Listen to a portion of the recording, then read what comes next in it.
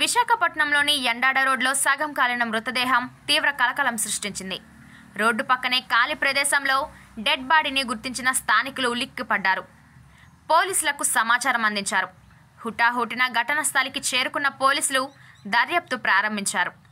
మృతుడు ఆరిలోవాకు చెందిన car driver సుబ్రహ్మణ్యంగా గుర్తించారు పోలీసులు. ప్రాథమిక ఆధారాలను బట్టి ఆత్మహత్య చేసుకుని ఉంటాడని పోలీసులు అనుమానం వ్యక్తం చేస్తున్నారు. గత కొంతకాలంగా కుటుంబంతో దూరంగా ఉంటున్నాడు సుబ్రహ్మణ్యం. గతంలోనూ పలుమార్లు ఆత్మహత్య ప్రయత్నానికి పాల్పడినట్లు పోలీసుల విచారణలో తెలిసింది. ఆధార్ కార్డు ఆధారంగా మృతుడి బంధువులను పిలిపించి విచారించారు పోలీసులు. మొబైల్ ఫోన్ వెరిఫై చేసిన పోలీసులకు గతంలోనూ పలుమార్లు ఆత్మహత్య యత్నం చేసుకున్నట్టుగా ఆధారాలు లభించాయి. దీంతో పాటు మనశ్శాంతి, దేవుని సన్నిధి అంటూ వాట్సాప్ స్టేటస్ ఉన్నట్టు గుర్తించారు పోలీసులు. గత అర్ధరాత్రి 1 గంటకు వాట్సాప్ స్టేటస్లు ఉన్నాయని చెబుతున్నారు ఏసీపీ రాంబాబు. ఘటన జరగక ముందు ఈ స్టేటస్లు పెట్టుకుని ఉంటాడని పోలీసులు అనుమానిస్తున్నారు.